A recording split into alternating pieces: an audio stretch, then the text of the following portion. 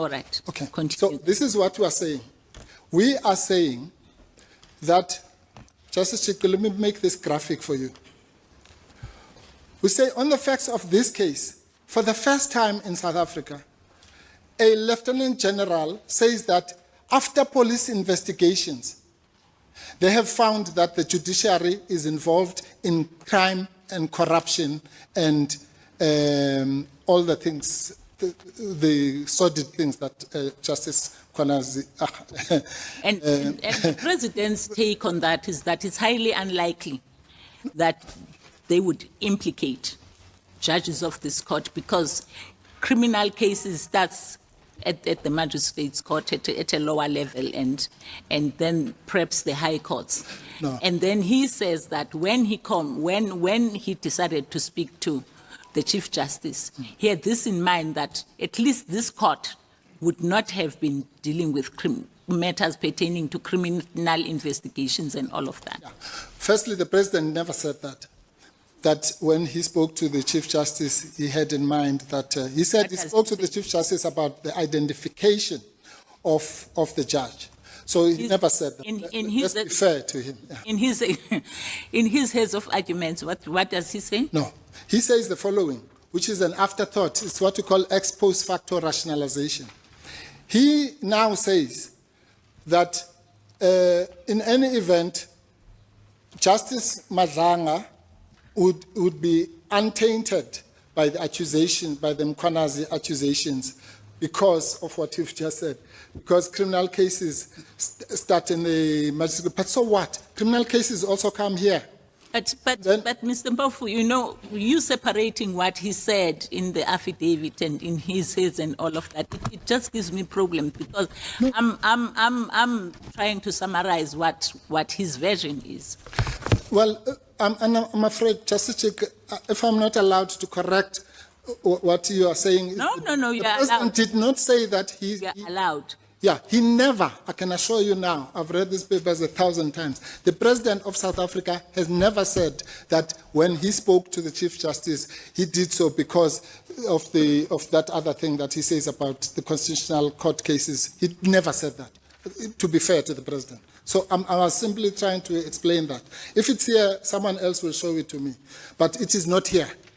The President says two things.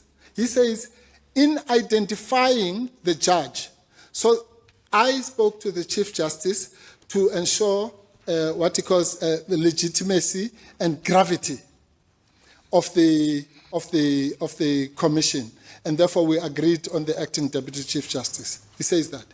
In a different place, when he's now talking about the fact that Lieutenant General Mkhwanazi implicated the judiciary, he then says, well, in any event, I am of the view, I'm reliably informed, something like that, that the Constitutional Court judges could not be covered in the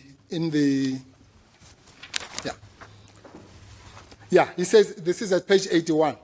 There is no suggestion by Lieutenant General Mkhwanazi of any impropriety at the level of the justices of the Constitutional Court. The allegations implicating members of the judiciary pertain to criminal proceedings. Where he gets that is I don't even know where he gets that. And and then here's the part. As far as I have been able to ascertain, that's the expression I was looking for.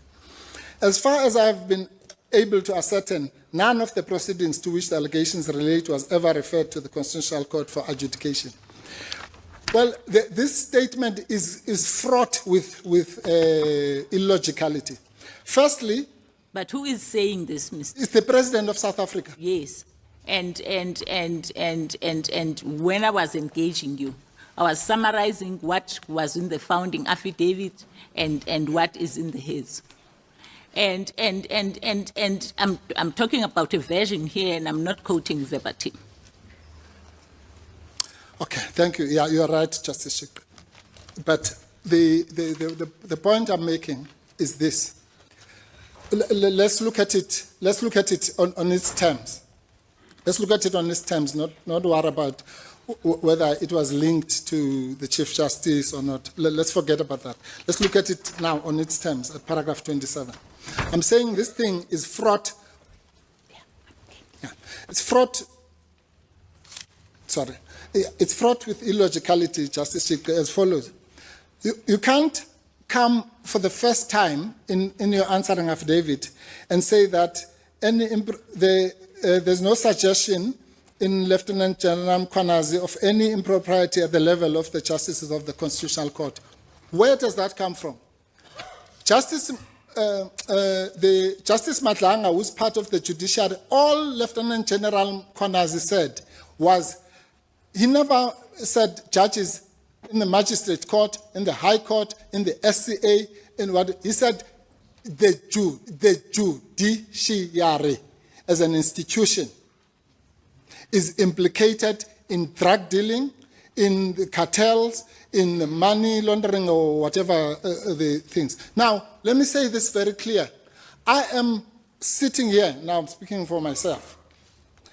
I do not believe that those allegations, cover the entire judiciary at West. It would be ridiculous. But that's not the point. The point is this, Justice Chief. The institution, and the President uses that word, by the way, in his announcement, or rather in the terms of reference. The institutions that have been accused include the judiciary. Now picture this, Justice Chief, in your own mind. We are in a court of law. Complainant is Lieutenant General Mkhwanazi. And he says, the accused are the Metro Police, the Judiciary, the correctional services, politicians, and so on. They're lining up here.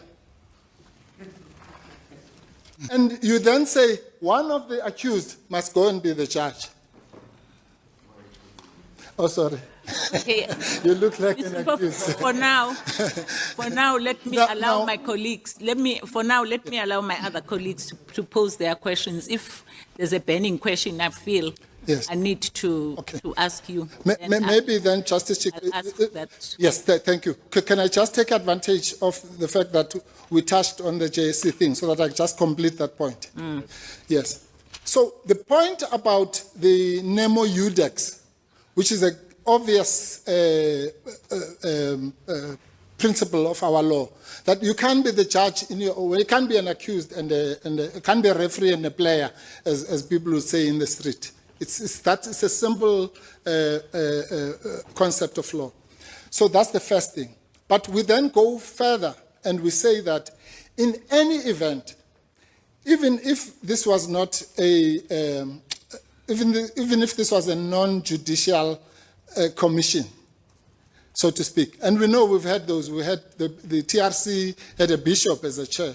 The Muarane Commission had an advocate as a chair, and so on. So there's nothing that compels the president to have a judge. But we say even if this was we say even if this was a non-judicial commission, it would be problematic for a second reason, which is that you would be imbuing that commission. Let's, for argument's sake, call it now the Muarane Commission, not the Nhlanhla Commission. You would be imbuing that commission with the power to investigate the conduct of judges. Okay? That function is constitutionally and exclusively preserved for the JSC. So you cannot usurp the powers, for all the reasons that we know, to preserve the independence of the judiciary and so on and so on. You can't now have a new entity called the Nhlanhla Commission or the Muarane Commission or whatever commission for that matter, or the My Nature Commission. You can't have that commission investigating the conduct of judges, because that there are constitutional reasons why that function is specifically preserved for the JSC or the Magistrates Commission.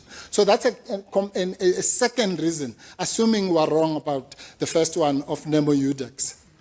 But those two, so please, nobody must say we're saying there should be no commission.